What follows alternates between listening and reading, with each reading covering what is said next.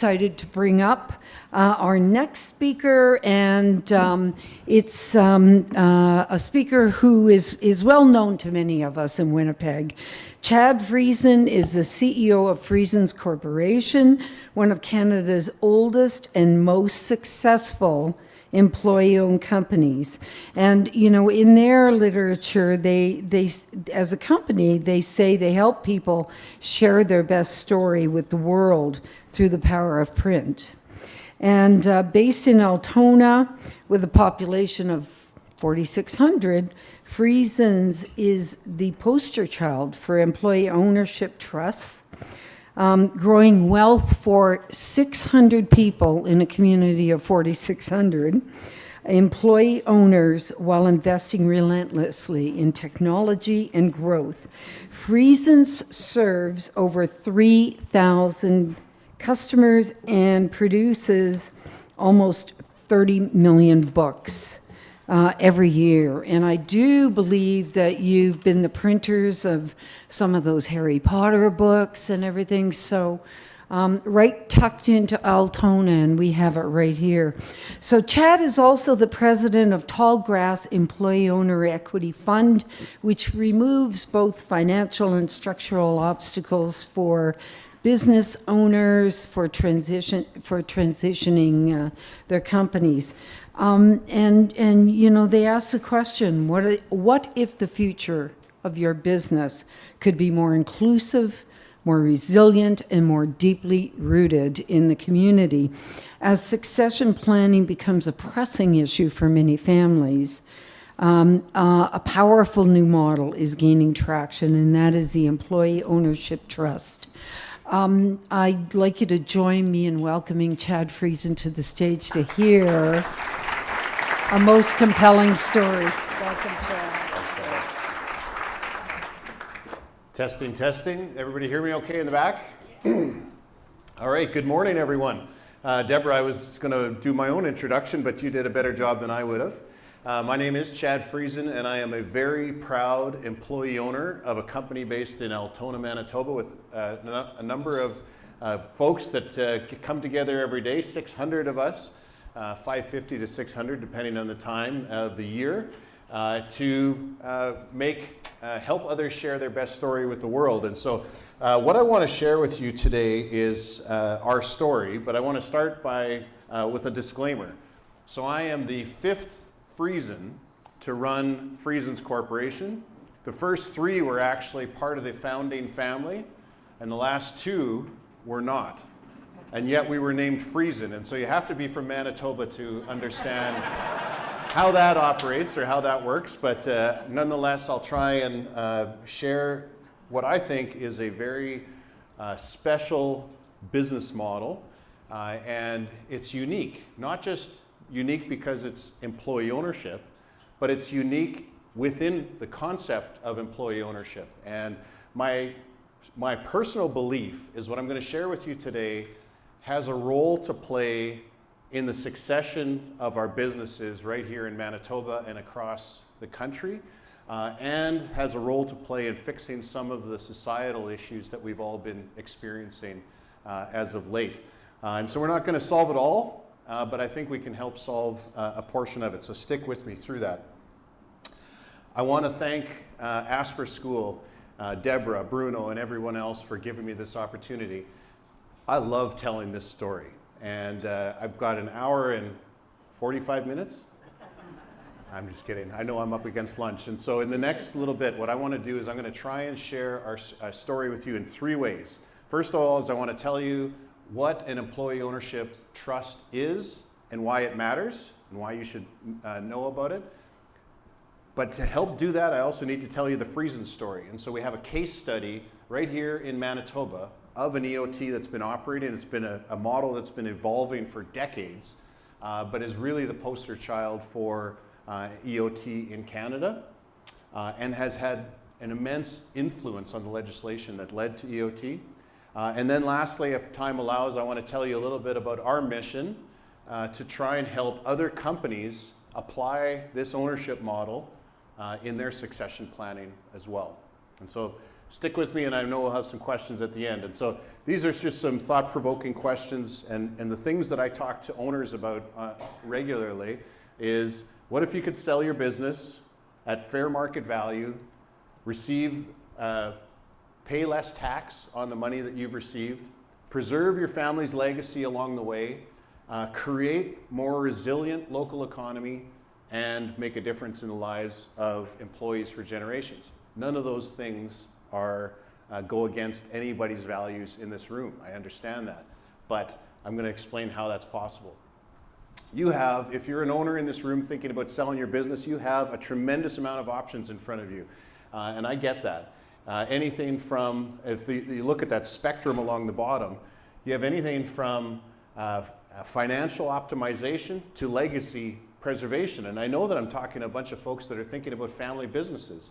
Family business is deeply, deeply rooted in that legacy piece. How do we continue what we've got? And you know, not everything on this spectrum is linear. So there's a lot of great opportunities in all of these options for selling your business. But employee ownership, I want you to think about as one of them, closer on that legacy side equation. But it's probably one of the least used. And so recent surveys showed that, and I'm not going to hit you with a bunch of survey results again, I'll leave that to Steve from this morning. But 61% of owners said, I'd like to sell my business in a way that protects my employees. 72% of employees say, I'd love to work for an employee-owned company. And yet less than 1% of the transactions that have occurred in Canada have resulted in broad-based employee ownership.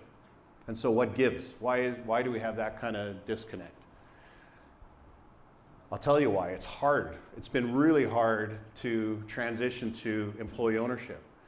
I'll tell you later the Friesen family story, but it was a very unique story because they were willing to make it happen. There was no support. There was no government subsidies to make this work. They had to do it because they had the conviction to make it happen. So it's harder to do. It's financially riskier. There was no legal structure in place, and there were no incentives. But those things are changing, and I want to share that with you today. So, but first, what is an EOT? Think of an employee ownership trust. Many of you probably are involved in family trusts. An employee ownership trust is not dissimilar to a family trust, and yet what happens in an employee ownership trust is it codifies the relationship that employees are going to have as beneficiaries of a trust, but otherwise, and it removes the 21-year rule. Who in here is involved in a family trust and understands the 21-year rule? Okay, so the 21-year rule essentially means that after 21 years, the assets in that trust, any assets left in the trust become exposed to capital gains. So that's a challenge that anyone that works with trusts understands, and it is highly detrimental to an employee-owned company because what we want to do is we want to own a company in perpetuity for the benefit of employees, and having some arbitrary 21-year date that inflicts tax implications on a company is just not manageable. And so today, the employee ownership trust operates, has no 21-year rule, and it codifies the relationship that the company is going to have with the employees and the trust is going to have with the employees. But after that, essentially what a trust does is it acts like an owner. It can go out and borrow money. It can acquire shares. It then receives dividends from those shares. If it has debt, it can pay back debt or has to pay back debt. And then if there's anything left over at the end, it can make a distribution to the beneficiaries. In our case, it would be the employees of the company. But that's essentially what's happened. And that's only been in existence since since January of 2024. Before that, there was no trust model in Canada to operate employee ownership.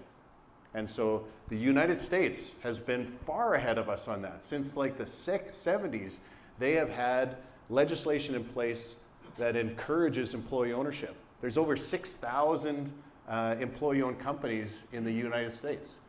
Britain just introduced employee ownership trusts in 2014.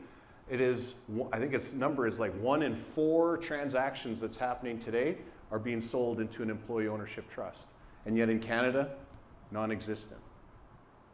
And so essentially it's a legal entity that owns the company, and the employees are the only beneficiaries of that entity. There are some benefits. I'm going to talk about sort of the micro and the macro benefits of an employee ownership trust. And so a couple things. One is it creates economic resilience. Typically what happens when we run into difficult times in the economy, publicly traded companies are going to get out into the media and they're going to announce layoffs. That's the first and easiest mechanism to drive down expense in an organization. And sometimes it's absolutely necessary. But I'll tell you that employee-owned companies are that is much later in the process that an employee-owned company will start to shed labor. Most companies try to find other ways of stemming the tide and overcoming difficulty before they start laying people off. And so that's good for the company, and it's also good for the people that are part of that company. A great example for us would be in March 2020, May 2020, I should say. COVID hit. Our business tanked. And we're sitting here with around the boardroom table trying to figure out what to do. We grappled with, when do you start laying people off? I know many businesses had to quickly lay people off. We had a conversation, we said, how does an employee-owned company respond differently in this time than others? And we didn't know what was to come, but we said, we are going to try and keep everybody as financially whole as long as we possibly can. And so luckily for us, that only turned out to be months, not years, and we were able to keep everybody on staff, preserve their income, keep their families safe during difficult times. And that happened with all of these a lot of these employee-owned companies and some non-employee-owned companies over that period of time. But it was an outcome that demonstrates that economic resilience. It also improves business succession. We've now gone through, and you'll hear about this later, Friesens has gone through 5 base transitions, generational transitions. 3 of those were within the founding family, 2 of those were not. And so when we talk about how do we build a legacy for the future, we've been able to demonstrate that through an employee ownership trust, we're not relying on the next owner that has enough cash to buy the business in order to make that transition. We're able to make that transition on other capabilities and qualifications than just financial. It does achieve broader distribution of wealth, and it reduces foreign ownership in our businesses. But these are really the macroeconomic reasons why I want you to think about employee ownership as an alternative. Ultimately, I want you to build family businesses. I want you to, what is it, Rod? Encourage your idiot children to run the business for another generation. But when that's not possible, I want you to think about some of the macroeconomic opportunities tied to EOTs. And so reason number 1, EOTs create more equitable economy. Create a more equitable economy, and they narrow the wealth gap. Everyone is included in an employee ownership trust. That is really important. That's been hot in the news for decades of this growing wealth gap. And it's really challenging in our economy. Capitalism is great for those that have capital. Capitalism isn't so great for those that don't. And so this is an opportunity to maybe address some of those things. Reason number 2, EOTs can create more resilient economy. I just talked about one reason, but I want you to think about it from, Altona. Friesens doesn't exist in Altona, Manitoba today if it hadn't been for our path to an EOT. We would be gone. We would have been acquired. We would have been consolidated. There's no way somebody else was going to be operating a company like that in southern Manitoba. But we're here, and I think it has an application in Winnipeg, Manitoba, in Canada, across Canada. So if you do an inventory of all the businesses, large employers that you can think of in Manitoba that have sold over the last 10 years, how many of those large businesses were acquired by Manitoba owners? And if you run through that inventory, we have a lot of ownership now from outside of the province of these large employers. And that sets us, Steve talked about risk. In your slides, you talked about some of the risks that poses for our future. It definitely poses a risk for communities like Altona, if it was going to lose one of its major employers, what happens to the local economy? And so an EOT helps to settle that, helps to maintain ownership at that local level for generations to come. I'm not going through this slide. This is too much information to go through. But what I want you to know is there are a lot of models within employee ownership. And that's one of my challenges, is that when I said employee ownership, you all probably had a different interpretation of what that meant to you. What I'm talking about today isn't a worker cooperative. It's not I talk to a lot of owners, they confuse management buyouts with employee ownership. Hey, I'm selling to my employees, the 3 managers within my company. That's great. That's an MBO. That's not broad-based employee ownership. ESOP, everybody's familiar with ESOP. That's a very American strategy. It's essentially where you have equity tied to individuals. But what I'm talking about is an employee ownership trust, and it is the new model that has been adopted in Canada, and it's the model that's used across the United Kingdom today.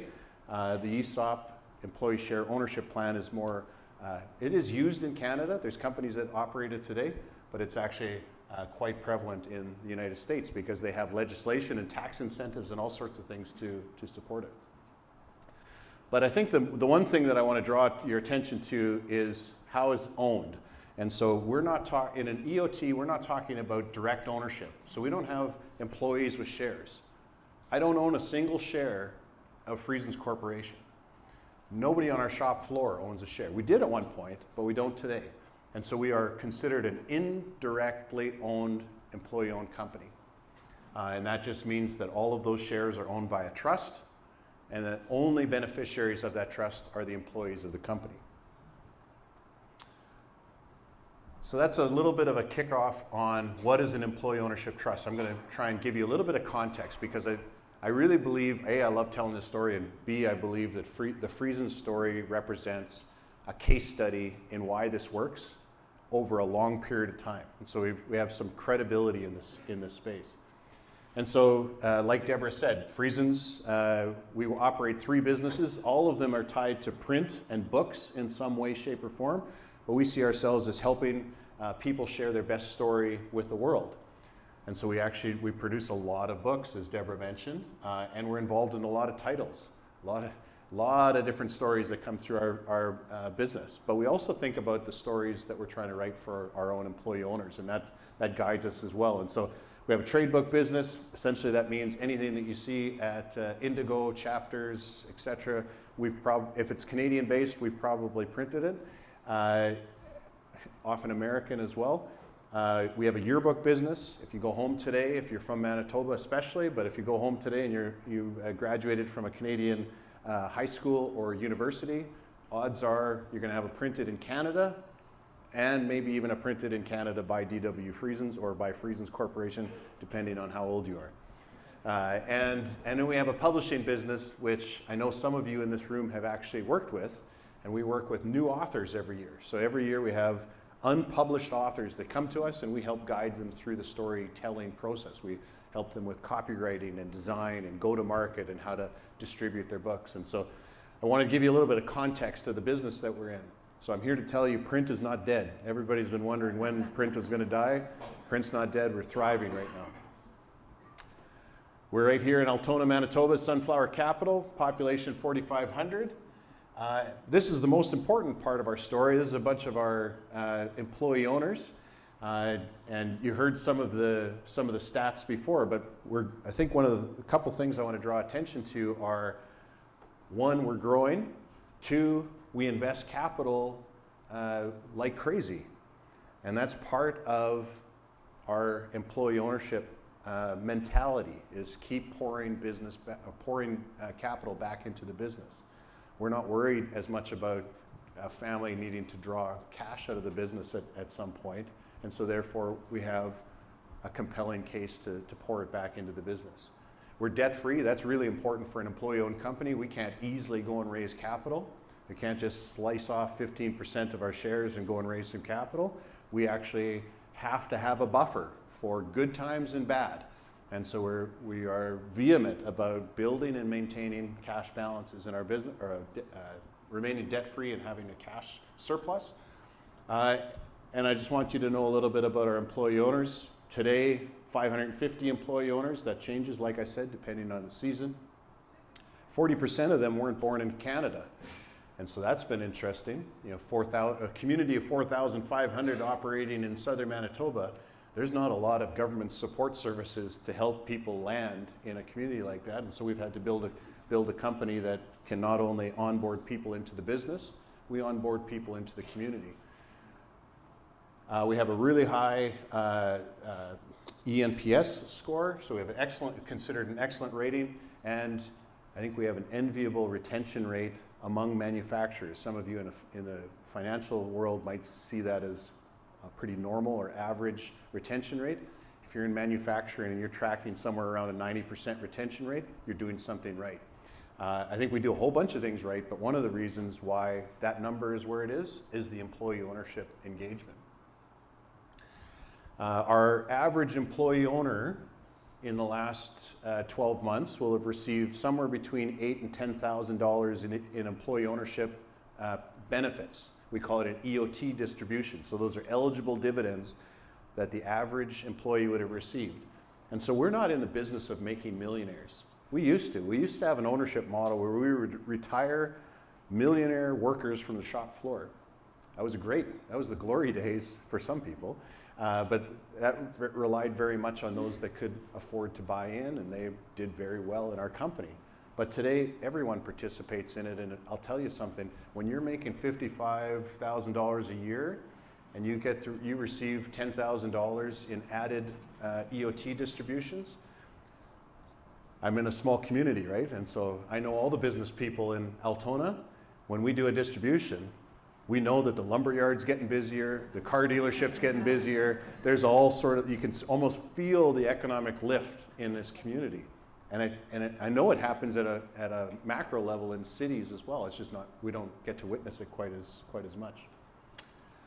I won't go through the history lesson, but on the guy in the middle on the right, your left is DW. So DW Friesen was the founder.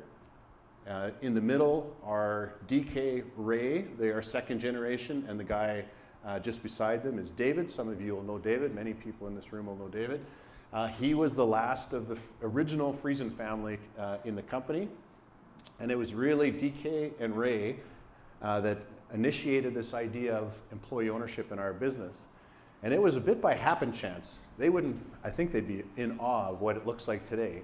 But it really came through a necessity. And so they had employees that they wanted to reward, and they weren't making much money in the 60s and 70s. And so they were handing out shares instead of raises, handing out shares instead of bonuses. And so they sort of backdoored it into employee ownership. Little sidebar, fun story is what ended up happening is they didn't have a lot of, you talked about having structure. There's not a lot of structure around some of these shareholder agreements and whatnot.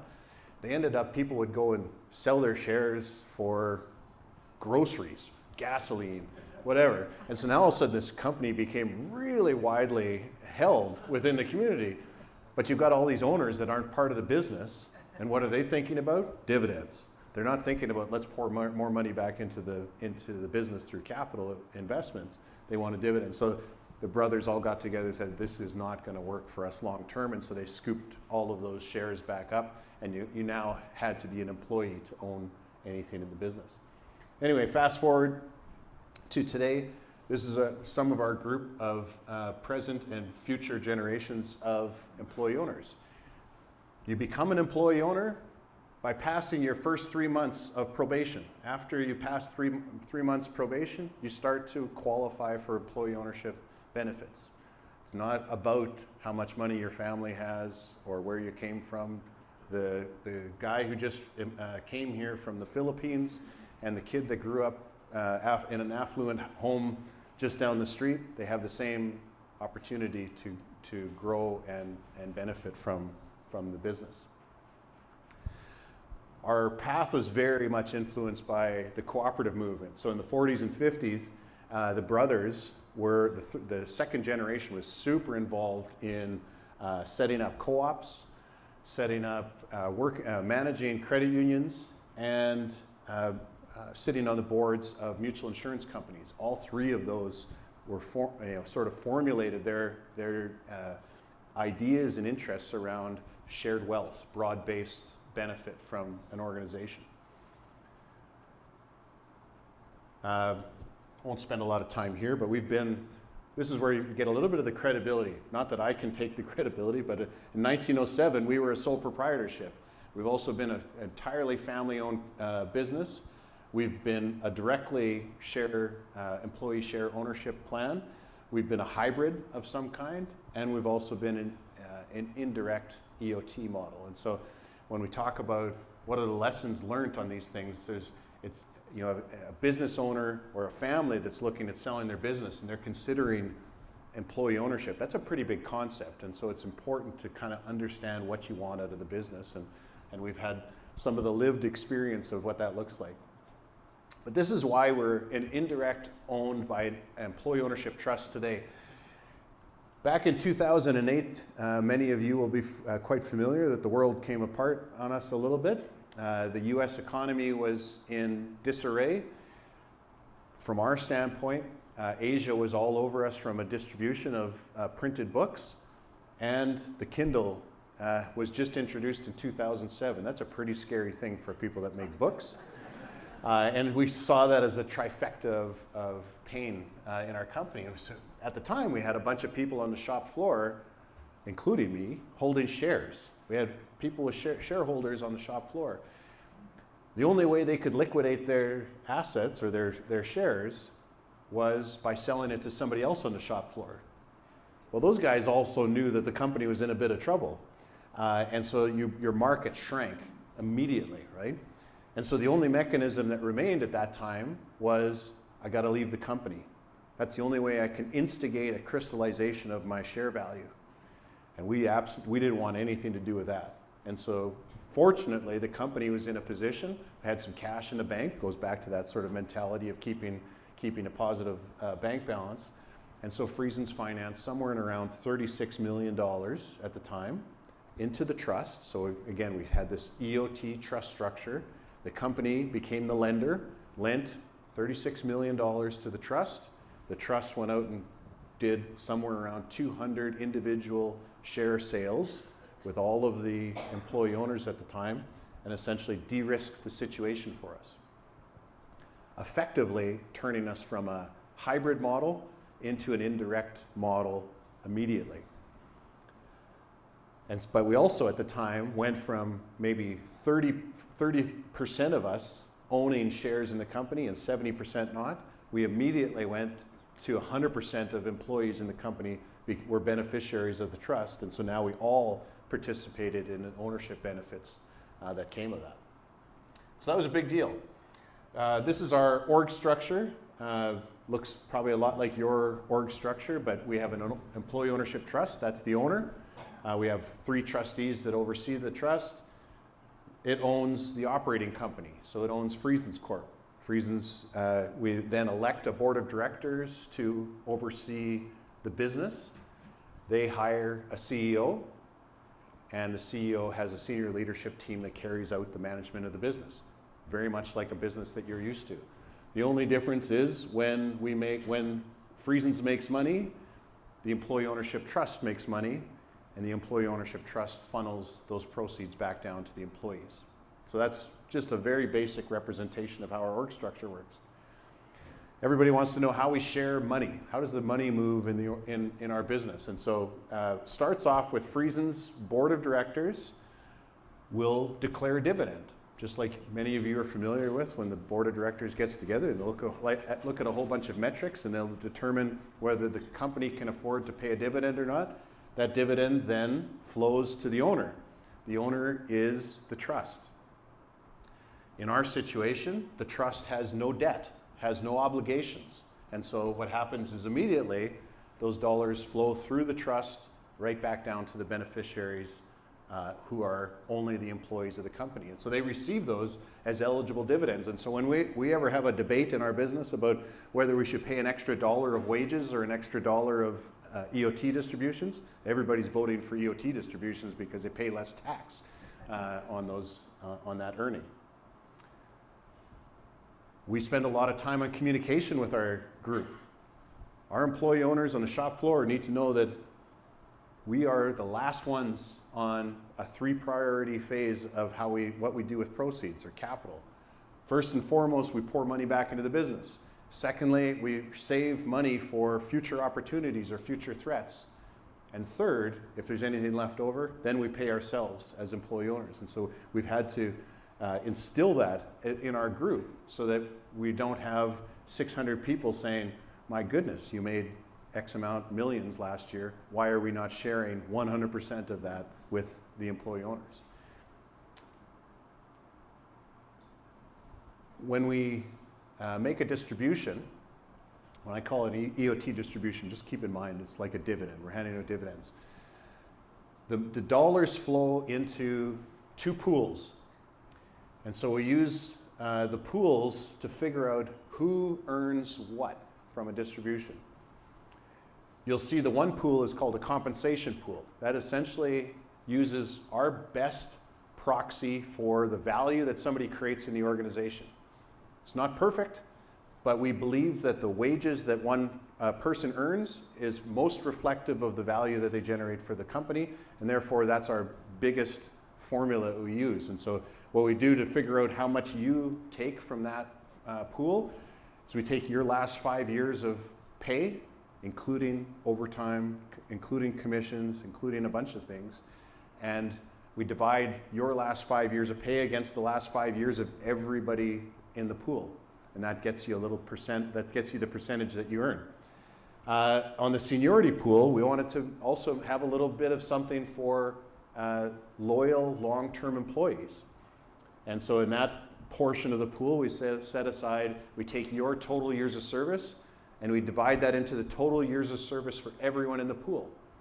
And so if you have 30 years of service and there's 6,000 years of total service among everybody in the pool, that's what derives out your percentage of that. And so those 2 things determine your check that you receive at the time of distribution. Won't go deep into pay philosophy, but our compensation philosophy starts with this. It starts with that our base wages must be at or above average in the marketplace. We cannot have the argument that we're using EOT distributions to offset the wage expense, because then we're not going anywhere. So we want to assure people to say, you are earning what you should be earning at your hourly wage, and anything you earn as an employee owner is above and beyond that. So we also try, even with our senior leaders, we try and have us in a position where the EOT distribution is a meaningful amount in what you receive in your total value from the company. And so you can tell, other than our senior leaders, every other role in the company, the EOT is either equal to or greater than anything you'd receive on your performance pay or variable pay. I'm here to tell you it works. I wouldn't be here if it didn't work. So we've created sustainable ownership, 5 generations. We have better financial performance than our competitors. We can see performance of our competitors. We know that it's usually about a 2x better performance than most book manufacturers in our industry. We have high employee engagement scores. We have employee wealth creation. In a period, over somebody's lifetime of work at Friesens, if you spent your entire career there, you're probably going to have somewhere in the neighborhood of $500,000 to $600,000 of added wealth that you've earned over that period of time. That's incredible. It's an incredible amount of money. Better strategic alignment. So when we want to put a set of robots on the shop floor to drive down some of our low value work, we don't have an argument from employee owners. Everybody's looking at that and saying, if we can do more with technology and we don't have to fight tooth and nail to keep hiring people and having a turnover in our business, that's only better for me as an owner. And so we don't have the same types of concerns on the shop floor that, oh my gosh, the robots are coming for my job. We have employee owners that have open discussions about where could we do that next, because we all have the shared purpose in why we're doing it. EOT fundamentals, everyone's included. We have a we before me philosophy. That's easy to say, that's harder to do, but I tell you, it affects every part of our strategy. When we think about how we're going to invest, what we're investing in, sort of the track of the future has employee ownership and that sort of mutual effect on everything. And so we have our own triple bottom line, you're all familiar with that, but essentially it starts with the individual and the company and the community. So those three aspects, and we extend that to families as well, because we know that every one of our employees has to go home and they have their own dreams and desires that they're trying to build for their families. A couple of things that are really important when you're running an EOT: awareness. So building awareness, so that's hard to do when you have, especially in our business, we have a lot of blue collar jobs. If not to throw shade on blue collar workers, but some of the folks that are working on the shop floor, they haven't necessarily had the exposure or the education that would teach them how to look at a financial statement or understand some of the macroeconomics that are at play. And so we have to spend a lot of time and energy on what does it mean. So we have our employee onboarding process doesn't just teach somebody how to do the job, it has to teach them about what it means to be an employee or an owner in our company and what they can expect from that and how that engagement's going to look. We have a lot of material that we produce to try and share that with transparency. So about 20% of our employee owners come to an AGM every year. And they hear full disclosure of our financials, what worked, what didn't work, what strategies we executed, which ones we didn't. There's an accountability piece to that. Get regular video updates. They're probably ad nauseum for me, updating them as to where things are at. And this year was pretty significant. In the first part of the year, we had lots of tariff anxiety going around our business, and so regular updates for the group so that people on the shop floor, you want your employee owners to know, like an owner, what we're facing and how we're going to respond to it. On our board, we have 2/3 of our board are employees, 1/3 are not. And so that 1/3 is there so we don't become insular in our thinking and get into groupthink. But we want to make sure that we have a majority of employees on our board. I meet with an employee ownership council 2 or 3 times a year. They tell me what I'm doing wrong or what we're doing wrong, and I tell them what we're trying to accomplish next so that they can be ambassadors on the shop floor, so that when we roll out the next harebrained strategy idea, I've got people out there that are saying, wait a minute, this is what it means for us as employee owners. And so that's kind of how we manage the coffee shop in the business. We also have employee directed giving. So you can see a group here. This is actually our Blue Sky special needs group in Altona. And instead of the CEO or the chair or the board determining where our charitable dollars go, we've created an employee directed giving program where it's part of the experience to say, I can actually, we vote as to which charities are going to receive what, and then we send employee owners out. Chad's not going out and taking pictures and handing out big checks. We got everybody on the shop floor going out and doing that work. And so it's more about than just the financial aspect. We do EOT distributions about 2 or 3 times a year. Every time we do it, they're handed out by check. We could easily do direct deposits into everybody's account. We deliberately print checks, so we hand a check to every single employee and we get to say thank you to them, and we have to serve them food when we do it. That's now the mandatory for EOT distributions is food involved. And so we have big picnics, and Thanksgiving was the last one that we had together. And so we're very deliberate about making that meaningful and building some pomp and ceremony around it, so it reminds us as employee owners of what we're doing and why we're doing it. Decision making is still made by the board of directors and by management. And so a lot of people always say, well, you run an employee owned company, like, does everybody vote on things? It's like, no, we don't. We operate pretty much the way you guys operate. You have a board of directors and a management team that make decisions on behalf of the company, and we go. We don't have, it's not a democracy, it is a beneficial ownership that we're talking about. We have a compensation philosophy, which I talked about, and we hand out at the beginning of every year, we hand out a thing called total value statements. And this is a reminder to say, This is everything you receive from your employee ownership experience. There's wages. You also have some overtime maybe, or some benefits pay and those types of things, but we also break out what you've earned from an employee ownership trust. Because it's important for us to say, you got to compare your effective wage versus just your base wage, because they're driving down Highway 14 headed to Triple E and they see Ryan's advertising $25 an hour. I want our employees to be able to do the math to say, how does that compare to our employee ownership experience, right? And so we do a bunch of work around that. So that's a Friesen story. How am I doing for time, Deborah?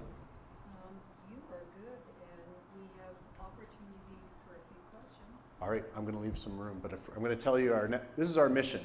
So I said there's going to be 3 parts. What's an EOT? The Friesen story to provide some context, and then we've set out on a new mission. So we asked ourselves somewhere around 2022, 23, what's the next chapter for the Friesen story? And we talked about, somebody talked about diversification. I think Rod, you talked about diversification. So we were fixated after 2008, fixated on diversification. We're 95% exposed to printing books. We got to diversify, and it drove me nuts. I became the CEO in 17, and I just didn't have any. I didn't know how to diversify us. Go buy some packaging businesses or more book manufacturing. None of it really resonated with me. And so we latched onto this idea saying, what's our special thing that we can do for the world? Well, we think we've got some pretty good credibility in what it means to run an employee-owned company. And so we set to work on what to do about that. And so the idea was our business has succeeded and actually only exists in Altona, Manitoba because of our employee ownership model of mentality and purpose. So what if we did that with more companies, more employee owners, and more communities? And so this was the BHAG, I guess as you would call it.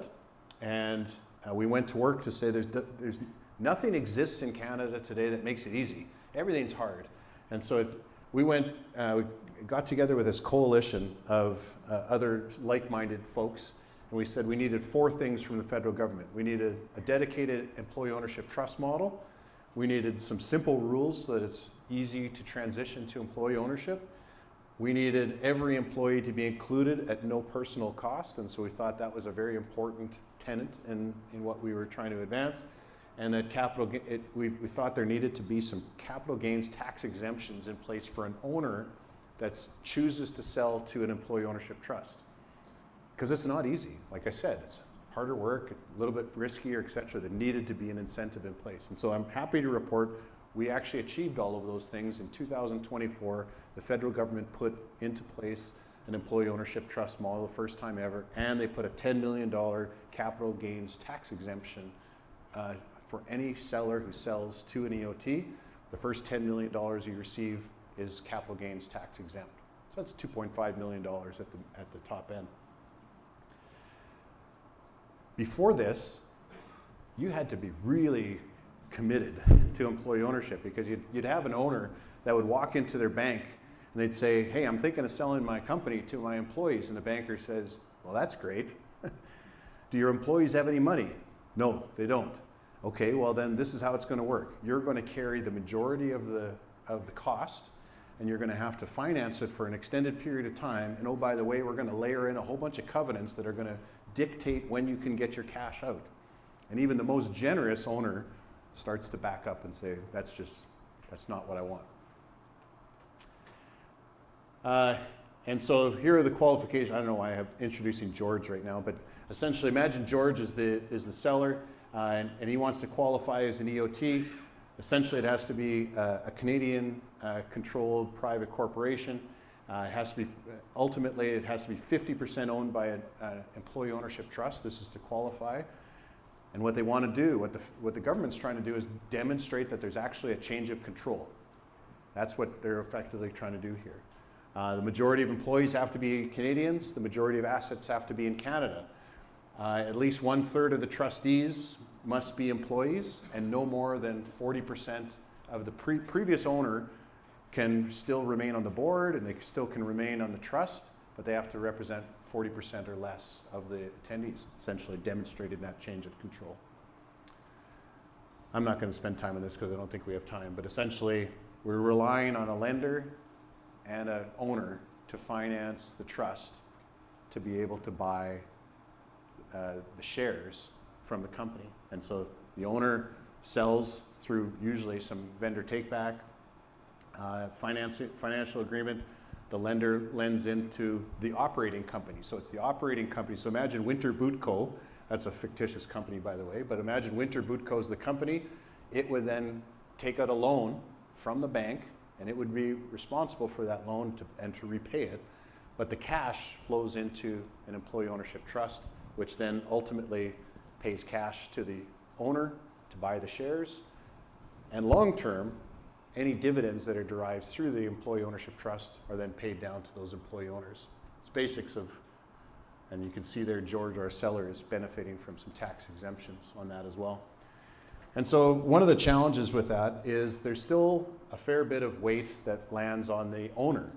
And so we looked at that and said, how do we as Friesens help overcome some of those obstacles? And so even the most generous owner says, I can't afford to finance 50% of this deal and get my cash out over 12, 15 years.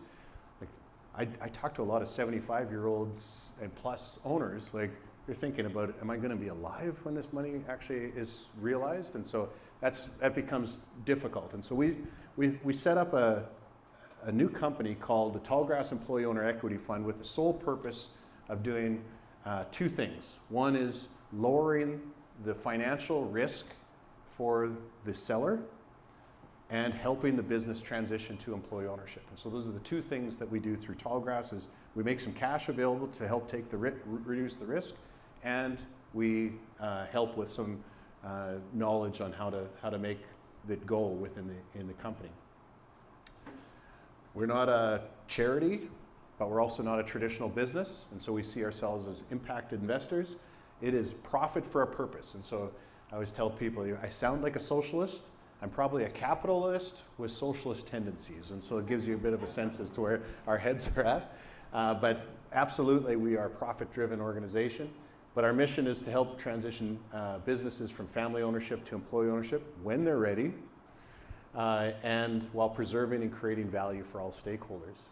And so our long game is we see ourselves creating a family of companies that are all linked through those principles of employee ownership and the EOT structure, creating thousands of employee owners and hopefully preserving dozens of companies in the communities that they were formed and built in. And so like I said, we reduce the risk for the seller, so we help them require less financing, and we shorten the duration of that financial risk. And so you get your money, you have less risk, and you get your money out faster. And I'm not going to bore you with the case study of Winter Boot Co. because I want to leave time for questions. But imagine me standing in front of our Friesens board of directors and say, "Hey, folks, here's what we're going to do. We're going to take a bunch of millions of dollars out of the Friesens savings account, and we're going to go out into the world. And we're going to find companies that want to make a transition to employee ownership. We're going to invest in companies we know very little about." And with higher risk than keeping your cash in a bank account. And so I used the Winter Boot Co. example to sell the idea, and obviously they bought into it. So I won't go out. This is essentially ignore, but win-win-win. Seller sells at fair market rates. They save some capital gains tax. They preserve the family legacy. We keep the business in the community that it was built in, and we ensure the company and the leadership team have very positive opportunities go forward. We're trying to create this virtuous flywheel where essentially we put some cash in, we buy a business, we help it convert to an employee ownership trust. The proceeds of the business are partially shared with the employees of that company, partially shared with Tallgrass, with the idea that as we add more and more companies into this virtuous cycle, that one day we want to see Tallgrass self-fulfilling, so that Friesens isn't involved in investing, that the proceeds of the businesses engaged in the community are able to acquire and add more companies without us. That's a few years away. We get there through a thing called patient capital. And so when you make a transaction like this, typically there's a lot of mouths to feed. At the first, you're asking a lot from the operating company, because right at the beginning, when you make a transition to an EOT, you've taken on extra bank debt that you've layered onto the operating company. The owner wants to get their cash out through a vendor take-back. The employee owners, the new employee owners of the company, they want to start seeing some financial benefit from what has just happened. And now with Tallgrass, we're trying to get some cash out eventually as well. And so the way we help do that is we invest patient capital that essentially we won't see a return on investment for the first 4 or 5 years. We were trying to be the opposite of some other types of investment models where we're taking a back seat. We're allowing the opportunity for the operating company to pay down some of that other debt, maybe exit the owner in that period of time, and then Tallgrass continues to have a buy, hold equity position in the business long term. So that, we believe, is not very many investors are prepared to do that, and we felt that was a very important aspect of what we're trying to accomplish. So that's our value prop: help acquire, put some cash in to help acquire, then help make the transition to an EOT, and then long-term nurture these companies to success. Not going to spend time on the structure, but essentially you can see that Tallgrass would typically take a minority position in each one of these. One of the fundamentals of qualifying for those tax exemptions is that the new EOT that we set up has to be majority owned by, has to have majority ownership of the company. And so Tallgrass would always be taking a minority position in any of these. So this is the objective, having a win-win-win across the board. The seller wins because they can sell their company, maintain the legacy that their families built in the community that they built it. Friesen's employee owners win. Maybe not the employees owners of today, because I'm probably not going to see the proceeds of any of these investments that we're doing, but the employee owners of our current future stakeholders. We're talking 10 years out, 20 years out, we're going to have new income that's going to be driving and helping diversify some of the income for our current stakeholders. The new employee owners win, because imagine standing out on the shop floor in front of 150 employees and saying, hey folks, we just sold a business. And by the way, you're the new owners of the company. And so they're winners. The business wins because of stability, maintains that avoids those transactional disruptions of generational shift. Community wins because they keep a business in town that they can go to and ask for funding for the local festival or charitable giving for this, that, and everything else. It's easier to do when you have an owner that lives and works and sleeps in the community, and harder to do when they are 2 or 3 provinces or a couple countries removed. And the customer wins because of some of that stability as well. And so I won't go through the why Tallgrass, but I think we check a bunch of boxes on some of the considerations that you're making as you're trying to transition your companies. And so with that, Deborah, I'm going to stop there. And do I still have time for some questions? Sure do. All right, perfect.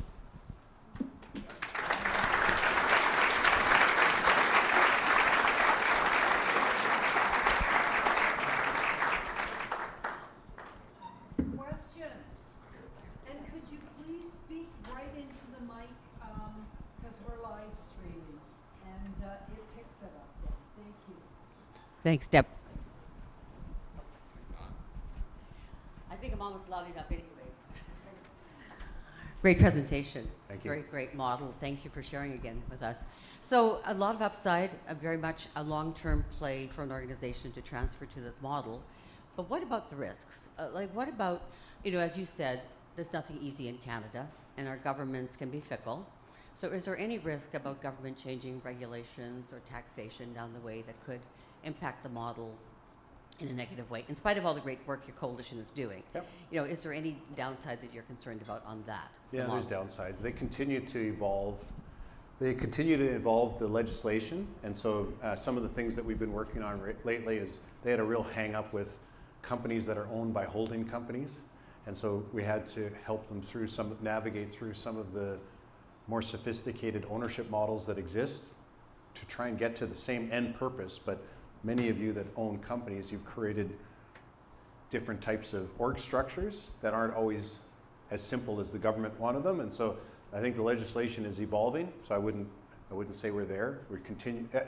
I believe it's the best legislation in the world, but I don't think we're as good as we could be. And two, they were really concerned about the capital gains tax exemption. And so they put a deadline of the end of 2026 for qualifying for that tax exemption. They thought there'd be a run.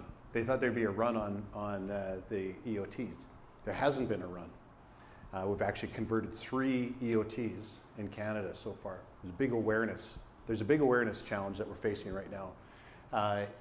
However, I believe very strongly that they're going to make that tax exemption permanent, but there is certainly a hurdle where if an owner says today, I want to sell my company and take advantage of the tax exemption, you probably better have wheels up right now to make your transaction happen before the deadline. And so we had very hopeful in the fall that they would include in this latest budget that they make the exemption permanent.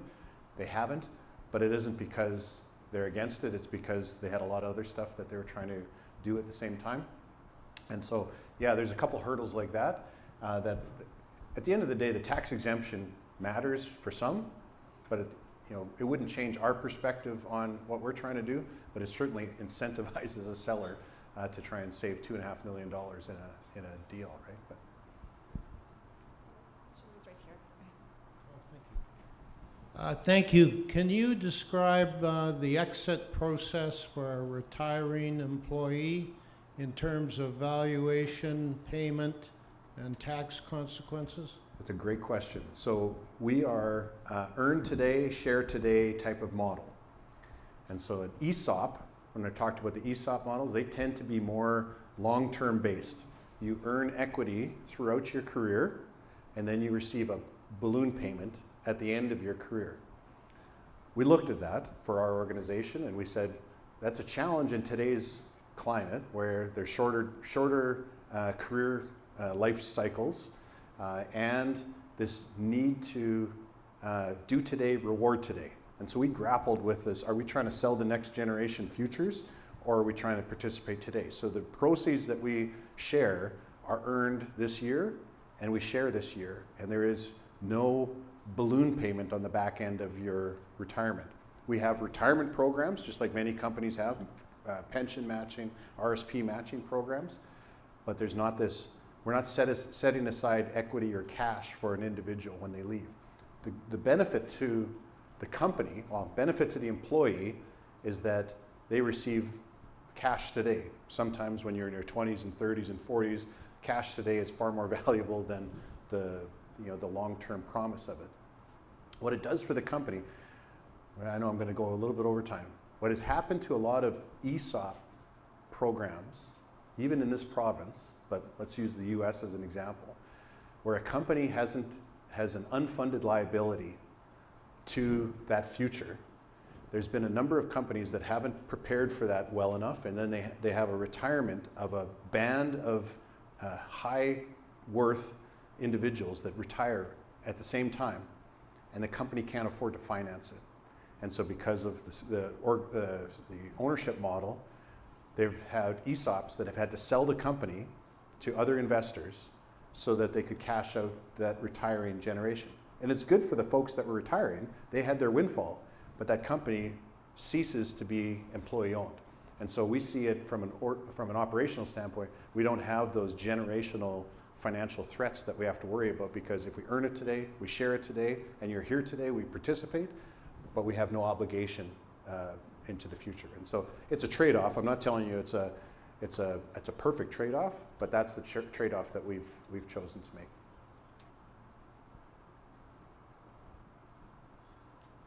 Any other questions? Right here. Oh. So I'm curious, when you look at family ownership, a lot of family-owned businesses are owned by multiple branches of a family, and I've seen situations where one branch may want to sell, the other may not. And I couldn't quite keep track of the thresholds for where EOT would be eligible or not. So I'm just wondering, have you seen situations where a business is a community anchor, great employer, et cetera, want to provide opportunities for employees, but only one branch wants to leave, the other doesn't? Yeah. Is there an opportunity where you could Absolutely. do employee ownership on half or 49 or something, and then Yep. the other branch stays in as a long-term owner? Like, 100%. so it doesn't need to be all or nothing? It Okay. doesn't have to be all or nothing. As long as you hit that 51%. The EOT has to own 51% in order to qualify as an EOT, which then qualifies the seller for the tax exemption. But 49% of the company could remain owned by any other investor. The challenge, though, that I would caution as we go through that, is a little bit of semantics, but having an EOT at 51% is a bit of a long-term risk as well, because that leaves a lot of EOTs are going to be heavily debt leveraged for the first while. That doesn't leave a lot of wiggle room should the company fall into some challenging economic times. And so what we advocate for is that better to have an EOT that owns 60 or 65% of the business, so that there is a little bit of wiggle room should the EOT need to liquidate some of its shares in order to keep this company solvent. And so but the answer to your question, there's nothing that prevents you from having a private owner, 49%, and a 51% EOT and qualifying for everything we've talked about. You have one more question? Yeah, so when I was running an ESOP, we found that if the business did really great, employee owners were super happy, and it became a real trigger for people to leave if the company had a down year or even a flat year. Does this model, do you see that kind of remove that risk, or do employees still see, in a down year, my payout was less this year? Is that a risk for sort of losing employees or disengagement? Yeah, absolutely. Any employee ownership model works better when the company's doing well. 100%. But I think a lot of it ties into, in this model, we protect the downside. So you don't have financial risk. Personal financial risk isn't weighing on you. And so a lot of, and about communication with what that looks like. And so A, we've protected the actual risk for the individual, and B, through that transparency and open communication, I think we have a culture that is understanding that there are going to be ups and downs. Quite frankly, we've lived them, and every company will. And so I would say, yes, it's a challenge, but it's far more of a challenge when someone has financial risk, personal financial risk in, and they're seeing their proceeds or their opportunities diminish, than if they've never put in any risk, but they're only benefiting from the upside. I think it insulates us a little bit from some of that. Okay. Thank you, Deborah. Thank you, everyone. Appreciate it.